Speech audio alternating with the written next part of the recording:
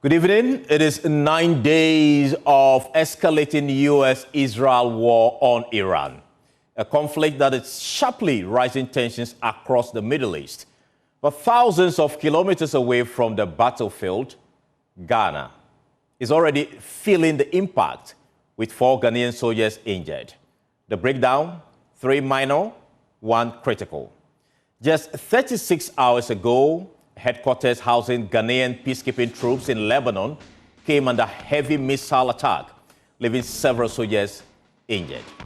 Tonight, on The Probe, we examine the circumstances surrounding what strike or that particular strike and what it could mean for Ghana's long-standing commitment to United Nations peacekeeping operations in Lebanon. Was this an unfortunate spillover from a widening regional conflict, or was the facility deliberately targeted? First, here are the key details of the incident and broader peacekeeping context in the region. We'll put that onto the screen for you shortly for you to really understand the situation. Now, this is the region we are talking about. And you see Lebanon is there, and Beirut is also there. You see Israel, Syria, Jordan, Gaza, and a part of Egypt. So this is the region we are referring to. Now, Lebanon is where the Ghanaian soldiers were actually based, conducting peacekeeping mission, as I said. And so this is the map of the area. Specifically, we'll get to know which part of the Lebanon the troops are actually stationed. Now, as we have already said, per statement issued by the Ghana Armed Forces earlier, we were told that 3 Ghanaian soldiers got injured. Those 3 injuries, we're told, were minor injuries. Then 1 critically injured. Now, it's important to give you the background as to why we've gotten to this point. And according to news outlets, Hezbollah was first that fired rocket at Israel that actually sparked a new Israeli offensive against Hezbollah into Lebanon, where the Ghanaian soldiers are based. Now, it's also important to give it a background. In 1978, we know that the UN peacekeeping mission in southern Lebanon was established, and it's that particular mission was created after the Israeli invasion of Lebanon. And the key objective is to coordinate with Israel and Lebanon to prevent the conflict from escalation. So that is actually the reason why the UNIFIL was established. As we speak today, we have 624 Ghanaian peacekeepers in southern Lebanon. That's the figure you see on your screen, 624.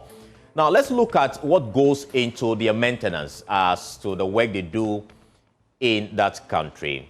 Now, the United Nations pays each soldier $46 per day.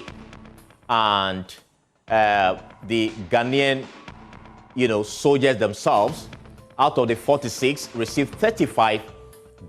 And the Ghana Armed Forces, or we can say the government of Ghana, retains $11 for logistical purposes. So the actual amount that ends up in the pocket of a soldier per our research stands at $35. And as you see the breakdown there, the monthly payment for Ghana's 624 peacekeepers, you see that UN pays a total of $891,072.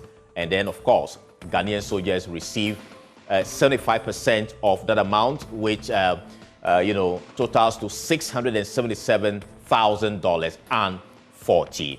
And then the Ghana Armed Forces, they retain 24% of it, which amount to $214,032. Now, let's look at the region in perspective. We can look at it as Middle East and Europe.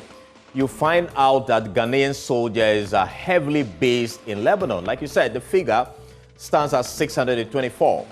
In Syria, we have 12 Ghanaians And in Cyprus, we have just one Ghanaian there. That's according to the United Nations data Joy News Research has been looking into.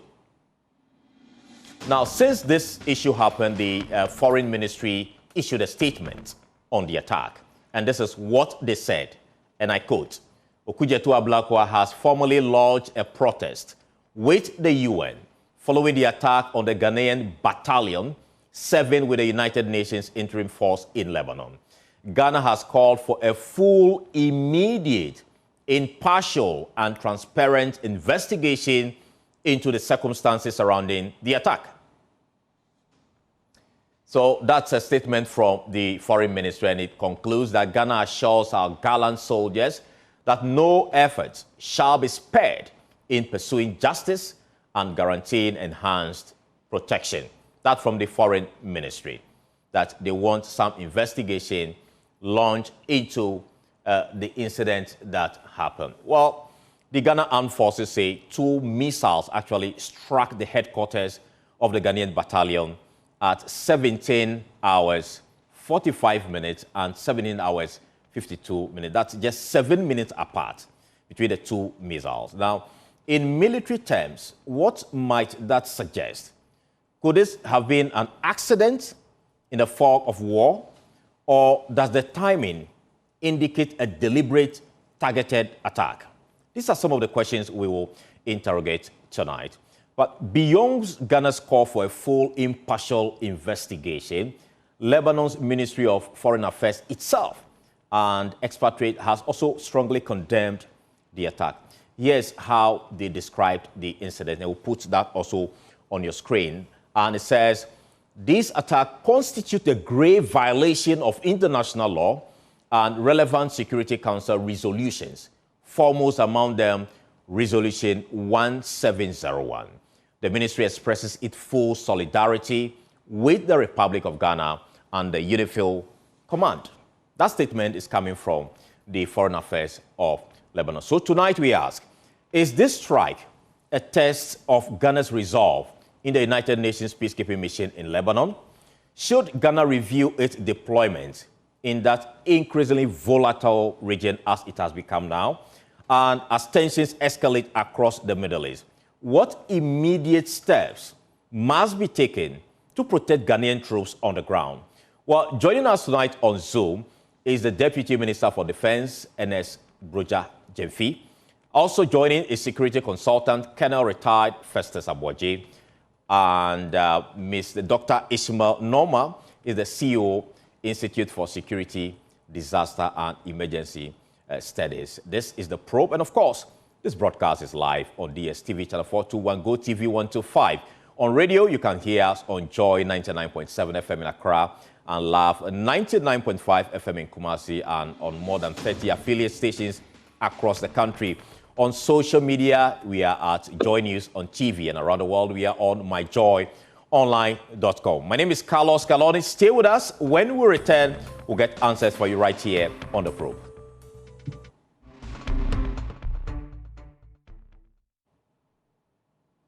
Welcome back, and thank you so much for staying with us here on The Probe. And of course, we are also live on Joy 99.7 FM. And well, a while ago, the Ghana Armed Forces has released a statement to answer these questions we are trying to raise this evening. We'll put that statement on the screen for you to really understand what the Ghana Armed Forces have been saying.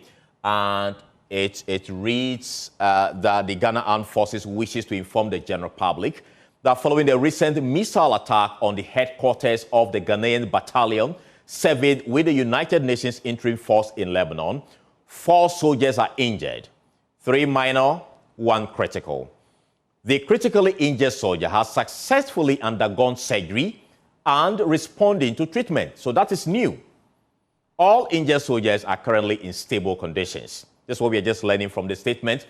It goes on to say, additionally, 14 officers whose accommodation were completely burnt down have since been rekitted, reaccommodated, and provided support. Despite the incident, the battalion is in high spirit and morale remains high. The Ghana Armed Forces expresses its profound gratitude to the general public for the continued solidarity. And you see the statement signed there by Veronica Joahin. She is the Captain, Ghana Navy, Acting Director of General Public Relations. But in this statement, there are new things we are learning. We now know that 14 officers whose accommodations were completely burnt have since been recatered. And so they have new accommodation now.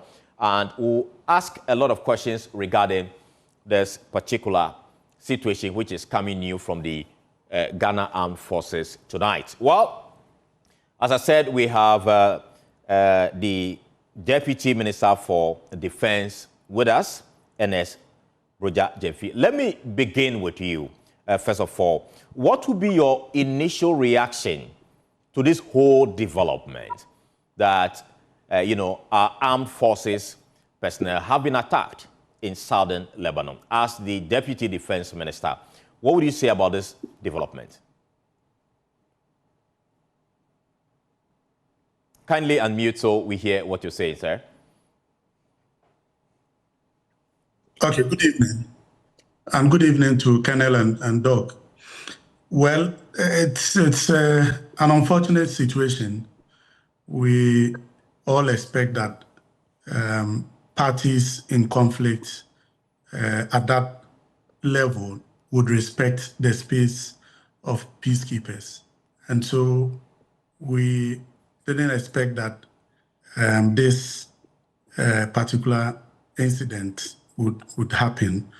But we know that our peacekeepers, where they are placed, in a high-risk area, and following the renewed conflict, they may have some fallout from this exchange of missiles. But it's quite unfortunate that persons who have gone to provide duties that will ensure peace would be targeted, whether intended or unintended. It's quite unfortunate. Right. The statement issued by the Ghana Armed Forces is telling us something new, that 14 of those personnel have actually, they have had the accommodation, bent down completely. What more do we know about the number of Ghanaian soldiers who have been affected in this particular, missile attack? Well, as the statement indicated, 14 officers lost their personal effects because their accommodations were completely burned down. Fortunately, on the side of the Ghanaian troops, because we are already drawing down on the numbers, in a few months back, about 200 soldiers had come back home. And so there were extra accommodation that could immediately come in handy for the soldiers, the officers who suffered whose accommodation were completely burnt. Also, as you know from the statement, one soldier who was critically injured was medevaced to Beirut. And as of this morning, we know that he has been successfully operated upon and is being moved to the regular ward to ensure that he completely recovers. The other soldiers that also suffered from minor injuries, they've been treated, and others too have been engaged because of, there were some of the soldiers who were on duty actually to guard the entrance to the main headquarters of the Ghanaian troops. And those were the soldiers who were hit. All others have been staying in the bunkers since the renewed strikes. So they are all safe. But for the few that were near where the actual missile landed, all others are safe. Right. This fresh accommodation which has been provided, is it at the same spot? Like I said, there's accommodation for officers and troops who go on this mission. And we had some spaces already because, this mission is winding up. And so the plan to draw down has already kick-started. And so we were able to get accommodation for those that lost the accommodation, and then those that lost their personal effects, including uniforms and all that. They have also been given uniform and other things have been taking place. Well, I know these are security matters, but of course the public is also interested in how safe our troops are out there. What additional safety measures has the government of Ghana taken to ensure that our soldiers in southern Lebanon, especially at that particular location where they are, remain safe? Well, it's not even just the government of Ghana. United Nations is also concerned because this mission is on its mandate. And so there have been some review of operational and command structure. I may not want to go into details about it, but United Nations has also reviewed how command take place and the levels at which each of these command may be operationalized. So all of these have taken place to ensure that troops are safe. And as I already intimated, they have been staying in the bunkers, which provide some level of safety for them in the last few days. Right. Stay with us. Let me bring in Colonel Retired Festus Abuaje.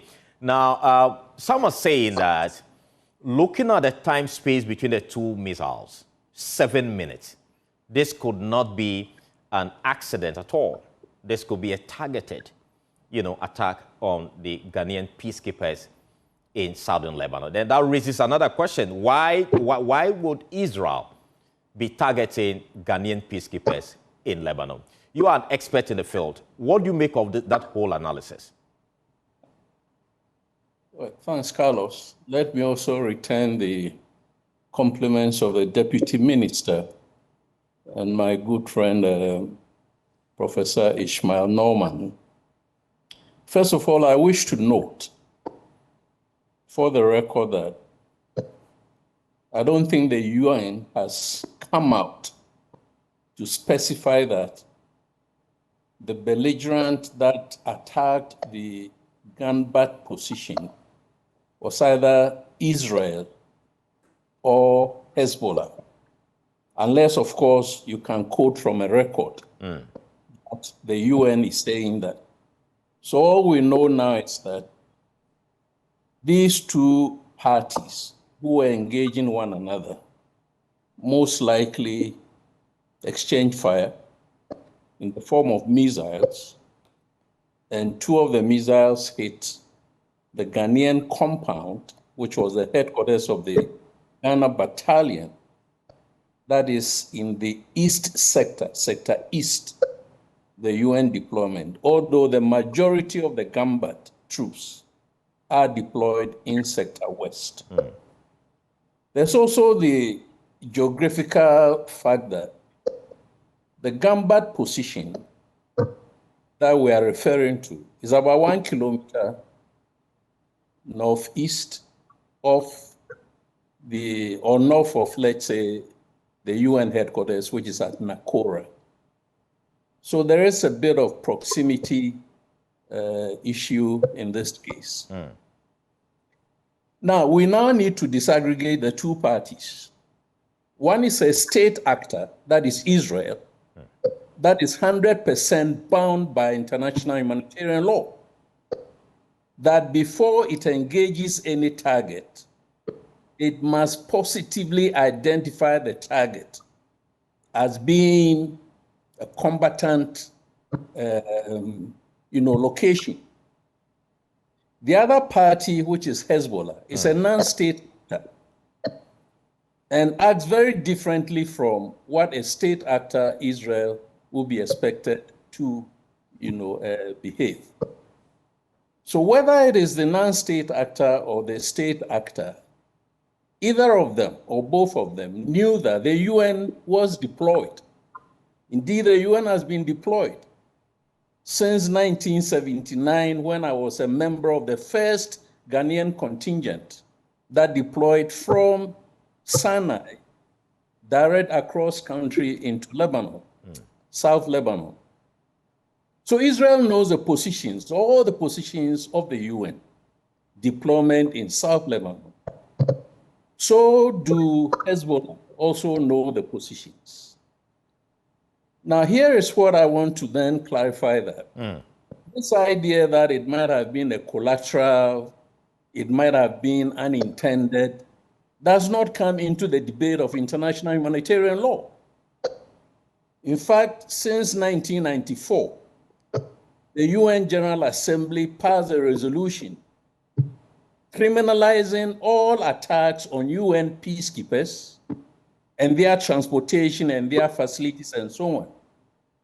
In 2005, I cannot quote the additional resolution or protocol. Right.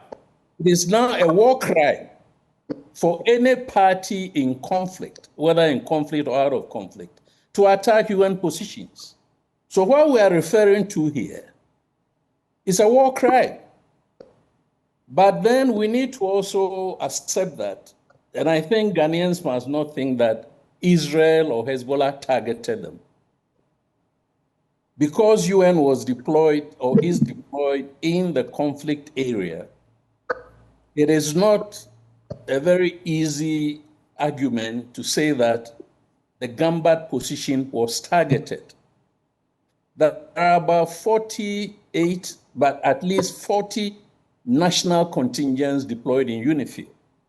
Some of them have been having issues with the parties. For instance, the French contingent has had occasion to directly shoot down Israeli drones. Of course, Ghana hasn't got those capabilities. Or jam, spoof their drones and so on. Israel has retaliated with grenades and whatever it is. So this situation is not one that is peculiar. And that's the point I want to make. It's not peculiar to Ghana.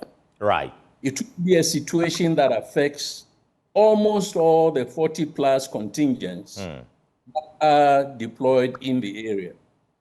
The last point, I think, is what the Deputy Minister has expatiated on that.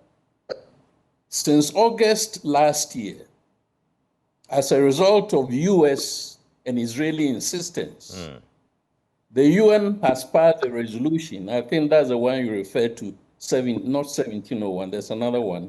Yeah. That is drawing down the UNIFIL, and out of which I think the minister said 200 of the Ghanaian troops have already returned. But even that, we are still left with 600 and between 615 and 624. 24, 6 and to that 4. contingent is still about the fourth largest in the current UNIFIL deployment in that place. So I think we'll be coming to that, what the options are for the Ghana government, and there will be a bit of history to that also. Okay. But this is what I think the situation is like. Right. Thank you so much. Colonel, stay with us. Don't go yet. Let me bring in Dr. Ismail Norma. He's president and CEO of Institute for Security, Disaster and Emergency Studies. So, first of all, what do you make of the whole situation regarding the attack? Colonel has really explained how he looks at it. He said this is a war crime. From where you sit, how do you look at it?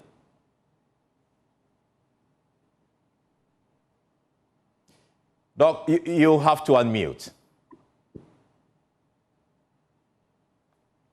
Thank you very much, Carlos. It is on mute. It is on mute already. Yeah, right, we can hear you now. It is on mute. Yeah, we can hear you. Okay. Thank you very much. Honorable Minister Broga Jamfi, greetings to you. And my hero, Colonel retired, Festus Abwaji, thank you very much for upgrading me to a professor. I'm just a mere doctor. I'm not a professor yet. Right. GDS will not follow you. Yeah.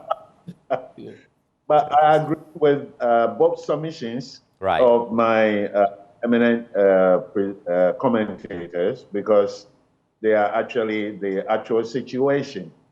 I think right now it will be a bit of a rash judgment to say that Israel did it or Hezbollah did it.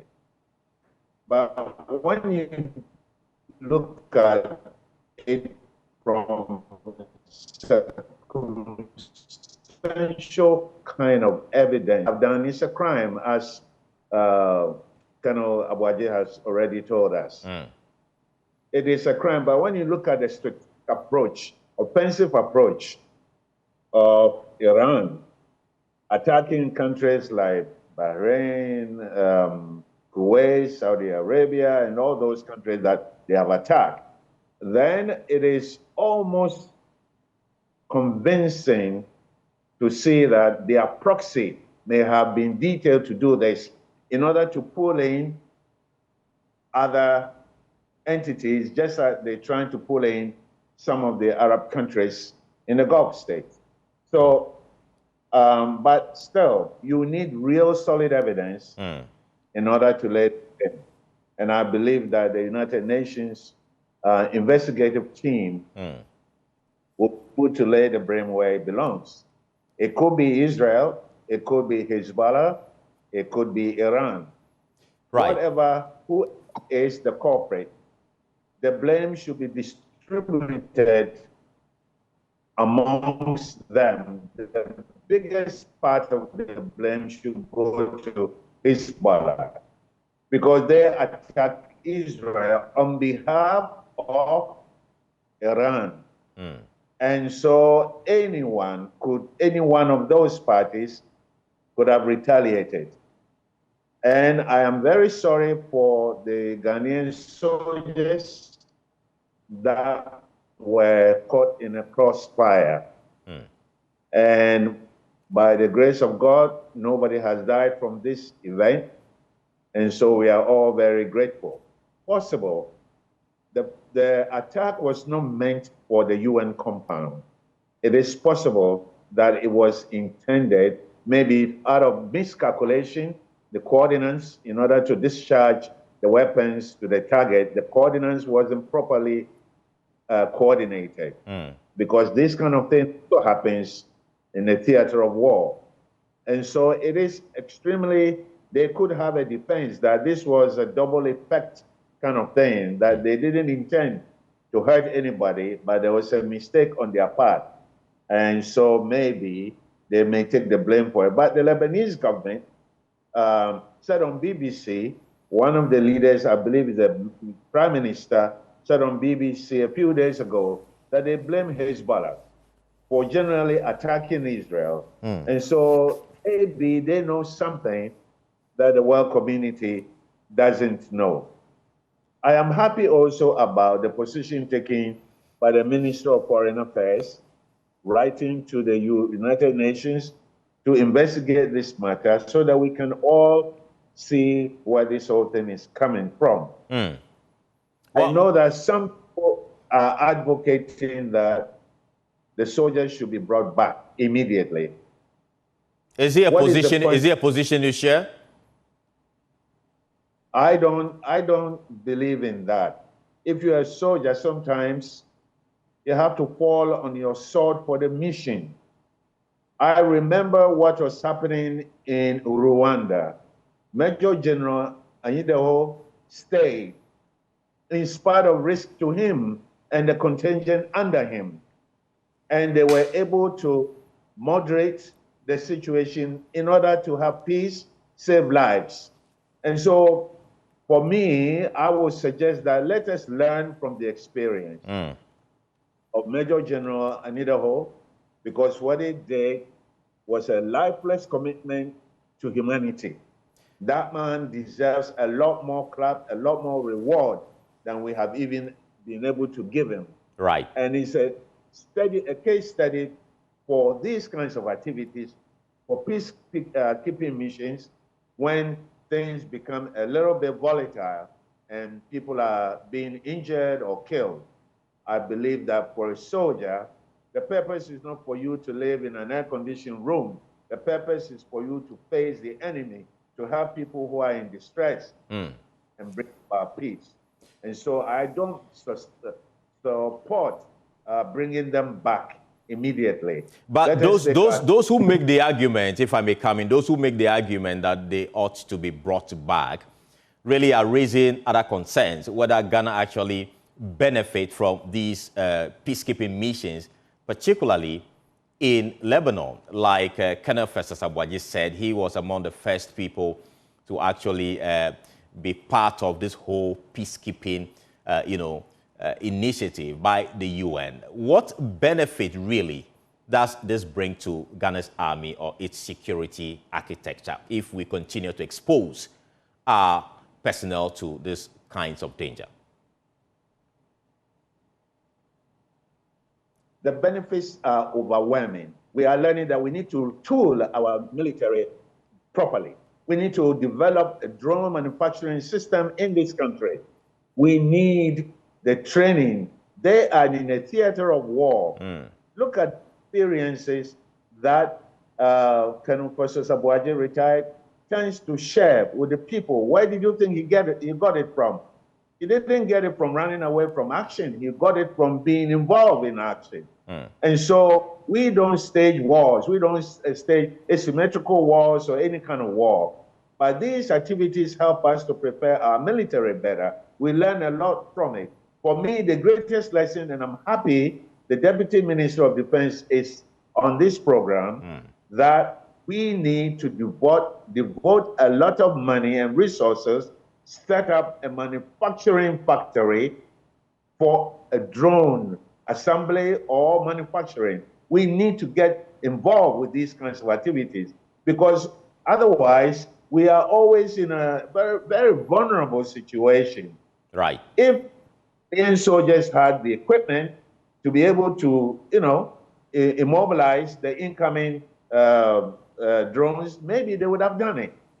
And maybe the United Nations have to prepare their soldiers better. Next time they are being deployed to a war kind of area so that they will become subjected to this kind of experience. Okay, still on, let me bring in Ernest Broja Jemfe, the Deputy Defense Minister. Is government in any way considering bringing back the soldiers we have in Lebanon now? Is there any consideration at all on the table? Well, if you read the statement issued by the Ghanaian forces, you'll notice that the morale of our troops remain high. And so there's no urgent need to repatriate our troops. But we continue to monitor the situation. And if it becomes necessary for any such decision to be made, government would consult with High Command to see what best position to take. But in the interim, there's a need to enhance the safety measures as they have in the camp. There's a need to look at an operational review to see what should be done at any level and where the command must come from, which I've already informed you that UN itself has taken some measures in that regard. There's also the need to continue to advocate for this kind of a situation that conflicting parties do not at any point throw missiles at peacekeepers.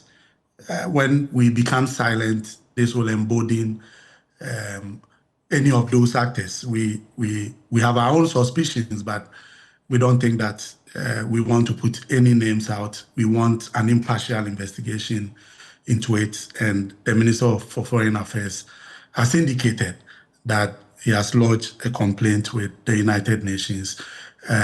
We also call on other countries who are in the theater providing peacekeeping should to also lodge complaints with the UN there must be that concerted effort from all parties so that UN can get to the bottom of this, and so that we prevent any future occurrence of that situation. How soon are you expecting an outcome of that investigation from where you sit? Well, I'm unable to tell or give any timelines for this, but I believe that the UN itself is concerned. And yesterday, I had a telephone conversation with the Deputy Minister for France, and she indicated that France had also officially petitioned the UN to investigate the incident. And I believe that the more countries that join in the call for impartial investigation, the agency that is required, that will see the UN act on it. Now, some are also raising concerns about the cost of retooling or reaccommodating the 14 who actually have lost the accommodation. Who is paying for all the things they lost? Is it the UN? Is it the government of Ghana? Well, there are protocols involved in all of this. The United Nations provide for the operations at the UN in terms of accommodation, in terms of even those that have been injured. There are protocols that would be done. There will be a board of inquiry. There will be a board of a medical board to assess the situation, and then needed compensation also paid. Now, let's look at the 2 missiles that actually hit the headquarters. I know these are security matters, so I'm also being measured in terms of what I ask you, so we don't put our soldiers into any more danger. But I believe that some forensic investigations are going into that, which is the investigation. But as a military, what message do you get from what many call double tap? I'm not a military person, but I hope you can really explain that to us. What message does this double tap send to the Ghana Armed Forces, not just those on the ground, but the Ghana Armed Forces itself? Well, I believe Colonel Awaje would be able to give us a lot of experience, because he has participated in peacekeeping operations. Right. We know that when you engage in peacekeeping, why the need for peacekeeping? The need for peacekeeping because there is some conflicting parties who have agreed to possibly cease fire, and so you need a space where these peacekeepers operate to ensure that in this particular case, our friends in Lebanon, the armed forces and the Lebanese people, would also get the opportunity to operate freely without any aggression from the Israeli side. So getting involved in peacekeeping comes with some level of risk. And this is not the first time that peacekeepers have been hit by missiles. So we understand this situation, but it also helps for us to review the safety measures, the operational issues, and also for us as the Ministry of Defense, and to an extent the Ghana Armed Forces, to provide the needed equipment for our peacekeepers when they go. Doc spoke about the need for us to have our own production of drones, for example. The Ghana Armed Forces is producing drones in Ghana, and some of these drones are deployed in conflict areas in Ghana. But of course, we have to scale up and add more technology and increase the endurance level and all that. And many things are being done to ensure that we are able to produce some of the basic military tools that we use. From policy point of view, you are the Deputy Defense Minister. Will peacekeeping deployment policy be affected in any way by this development, especially to Lebanon? Well, any military deployment, you learn from it. You develop policy. You develop plans to resolve issues that come out of operations that you undertake. And so, obviously, we have to look at it. We have to look at even medical evacuation during situations like this, because we had a little bit of difficulty when the incident happened in terms of medvac. And so all of these help for us to continuously review operational policies and issues. Okay, thank you so much. Still with us, let me go to Colonel Retired Festus Abwaje. Do you think, you are an expert in the field, do you think what happened was a double tap, and what message really can we get from that? Well, the double tap terminology is one that is part of the Israeli Defense Force or IDF doctrine, where they fire a first shot on a target to warn the occupants in that area that there is going to be follow-up fire, and then follow up with the actual fire for effect. It is not mainstream military operational doctrine. The continued use of the double tap, inadvertently might be suggesting that the missiles were fired by Israel. And I want to emphasize that until the UN has come out categorically to tell us who fired the missiles, we need to nuance the debate in such a way that we don't prematurely hold any of the parties accountable. Right. The general context that the two parties are responsible for whatever happened. At 7 minutes apart of missiles hitting a target, would suggest to me that as soon as the first missile hit the target, the Gambard would have reported through appropriate channels to the UNIFIL headquarters.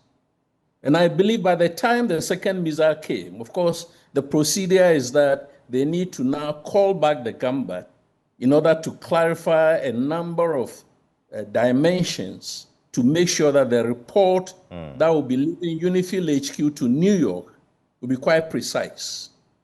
The UN might have been in the process of seeking those clarifications when the second, missile hit. The fact that the officers' mess was completely burned down suggests that the officers' mess was a primary target, unless there is evidence to suggest that maybe Hezbollah had, embedded itself somewhere in the officers' mess or under the officers' mess or whatever, or that the IDF itself was also in the proximity, and therefore each party was trying to neutralize the other. I'm trying to suggest that a direct hit on the officers' mess meant that whoever initiated the fire knew what target it was engaging. And they knew from the coordinates that it was a UN position. And by international law, all the parties know that you must not engage a UN position or UN personnel. Because when you do that, you have committed a war crime. So we need to be patient to wait. In fact, Ghana can do very little. We need to wait for the UN system to complete its investigations. But on the ground in Koza or Tibnin, let's say Koza, Al-Koza, which is where the headquarters is. Right.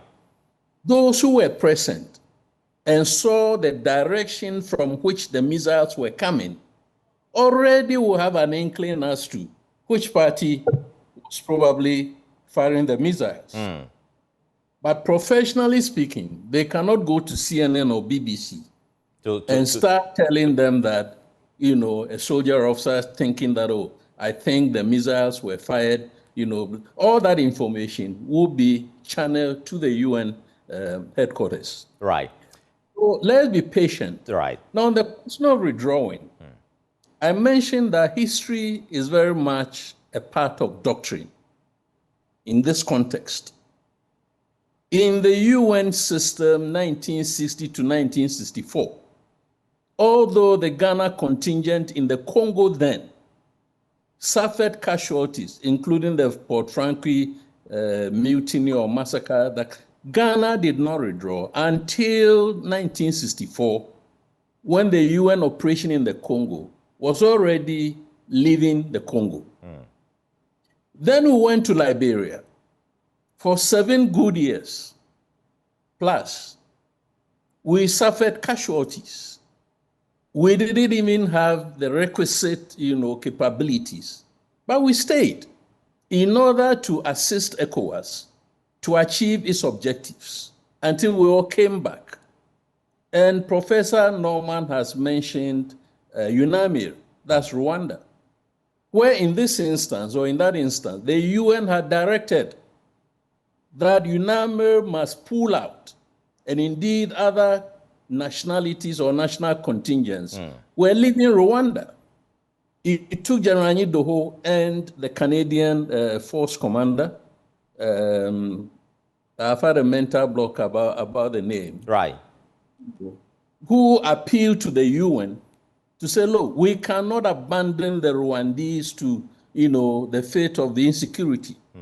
And I have spoken, or General Doho has given lectures where he had said that he needed to call Burma Camp, Ministry of Defense at the time, and suggest that the Ghana contingent, the battalion that was commanded by the late Major General, again, I've had a mental block. Right, that's okay. Yes, should remain. And indeed, they remained. So the history of Ghana in peace support operations is that we do not cut and run.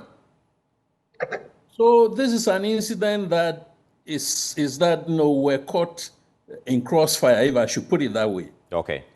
We must give the UN time to complete the investigations. After all, the UN is in the process of leaving Lebanon.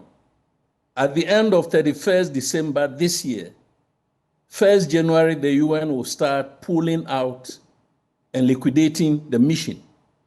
Indeed, I even mentioned when we left Sinai in 1979, February, because the Camp David Accord had been signed and the UN had decided that the UN emergency force in Lebanon, number 2, was to be replaced by multinational forces. And that was when Ghana left the Sinai. So Ghana's history in peace support operations is that we commit to our international obligations. Okay. And when initially you asked, or people were saying, what does Ghana benefit? Look, put aside the money. Peacekeeping ensures that Ghana puts itself on the international map. And because of Ghanaian deployments around the world, people get to know about Ghana. They get to know about the professionalism of the Ghana Armed Forces. And that diplomatic benefit alone probably outweighs all the monetary gains and so on. Okay. The last point I wish to make is that you as a minister who is going to pay. You see, the UN is not going to give the soldiers back their uniforms or the weapons that might have been destroyed. Because in the video that I saw, there was one soldier speaking Accra saying, though, me rounds were them, or me rounds or me rounds mean ammunition. That those ammunition and the uniforms were supplied by the Ghana Armed Forces to the soldiers and reimbursed by the UN. So in principle, the UN will reimburse the losses that the individual soldiers have suffered, except of course for, you know, attractive items like expensive wristwatches. The UN says that don't bring those things into the mission area.